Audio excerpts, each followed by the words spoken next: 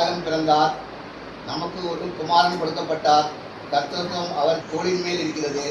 அவர் நாமம் அதிசயமானவர், ஆலோசனை கர்த்தர், வல்லமுள்ள தேவன், நித்திய பிதா, சமாதான பிரபு எனப்படும். நாட்கள்லாம் காப்பாற்றி இந்த காலைகளை நான் பேசுகிறவரே, இந்த நேரத்தை இந்த பேர் வீட்டிலே வந்து விதைக்கிற நிலவரப்படி வேலை முக்கியத்தான உணவும் அந்த உணவகைகளும் உதவிகள் கொடுத்ததற்காக சுவசமானவரை, இந்த குழுவினை கொடுத்து சுவசமானவரை, வந்திருக்கிற ஒவ்வொருவரையும் ஆசீர்வதிமானவரை. பாலகனாய் இயேசு கிறிஸ்து பிறந்த போது உலகத்திற்கே நன்மை செய்கிறவராக வாழ்ந்தார். குழந்தை பருவத்திலிருந்து அவர் வளர்கின்ற போது அப்பா அம்மா கீழ்ப்படிந்து யாராவது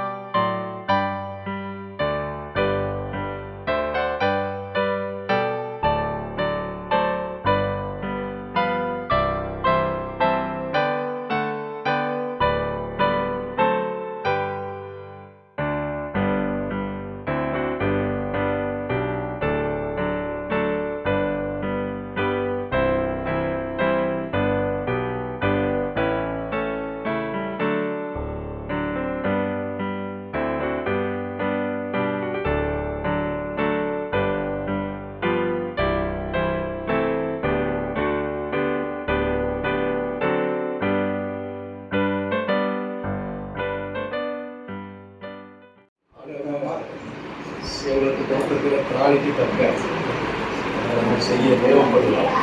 நீங்கள் வேதம் அப்படின்னு கட்டளை எனக்கு கிறிஸ்தவர்களுக்கு தெரியாது.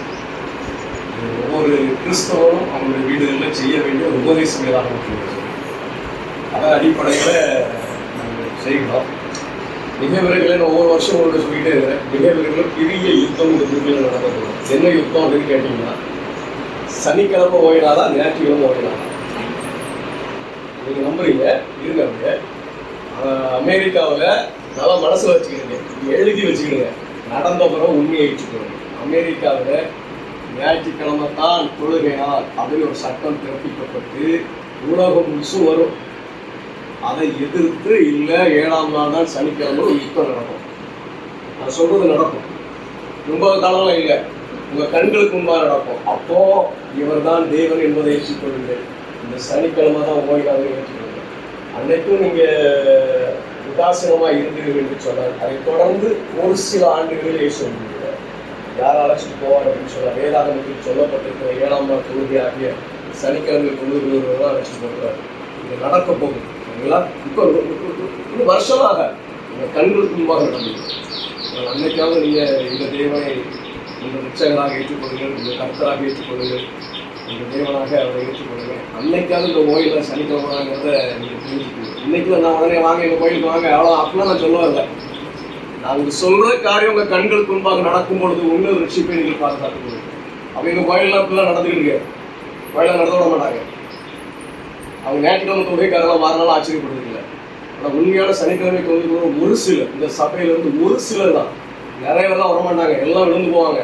அந்த ஒரு சிலர் எழும்பி இந்த உலகத்தை எதிர்த்து ஞாயிற்றுக்கிழமை நாளைக்கு யுத்தம் பண்ண போகிறாங்க. ஆனால் இப்போ இருக்குல்ல யுத்தம் அப்படின்னா நீங்கள் துப்பாக்கி சுடுற யுத்தம் கிடையாது.